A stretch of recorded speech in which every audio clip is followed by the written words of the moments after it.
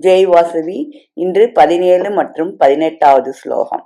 ஆத்மசம்பாவிதாக ஸ்தபதா தனமான மதான்விதாக யஜந்தே நாம யஜ்ஞஸ்தே தம்பேனா விதி பூர்வகம்.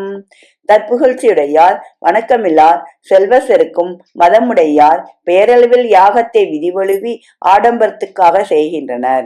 இக்காலத்தில் சிலர் கோயில் கட்டுவிப்பதும் விழாக்கள் கொண்டாடுவதும் ஆராதனை அபிஷேகங்கள் செய்வதும் இத்தகைய சிறப்பு இயல்புடையர்களாகின்றன.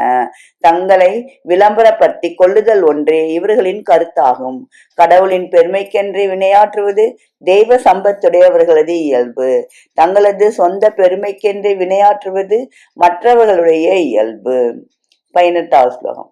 அகங்காரம் பலம் தர்ப்பம் காமம் குரோதம் சசம்ஸ்ரிதாக வாமாத்ம பரதேஹு பிரத்பிஷந்தோஸ்பியசுகாகம். அகங்காரம், பலம், இருமாப்பு, காமம், குரோதம் இவைகளையுடையவர்கள் தங்கள் தேகத்திலும் பிற தேகத்திலும் உள்ள என்னை வெறுத்து அவமதிக்கின்றனர். தங்களிடத்து உண்மையாகவே அமைந்துள்ள சில மேன்மைகளை மிகைப்படுத்தியும் இல்லாத சில சிறப்புகளை இருப்பதாக பாவித்து அங்கீகரிக்கின்றனர்.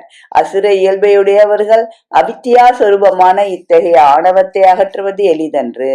பின்பு தங்களிடத்து வாய்ந்த பலத்தை எல்லாம் மற்றவர்களை சிறுமைப்படுத்துவதிலேயே உபயோகிக்கின்றனர். இனி விருமாப்பு ஒருவனை நெறிப்பிலிருந்து போகும்படியே தூண்டுகிறது. எல்லார் உள்ளத்திலும் ஈஸ்வரன் வீற்றிருக்கிறான் என்பதை மறந்து அவனது மேலான ஆலயமாகிய உடலை கீழ்மைப்படுத்தி இறைவனையே அவர்கள் புறக்கணிக்கின்றனர்.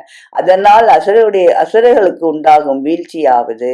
அசுரரது வீழ்ச்சி நாளை பார்ப்போம். நன்றி, வணக்கம். இப்படிக்கு லதா ஸ்வரூபம் விருத்தாச்சலம்.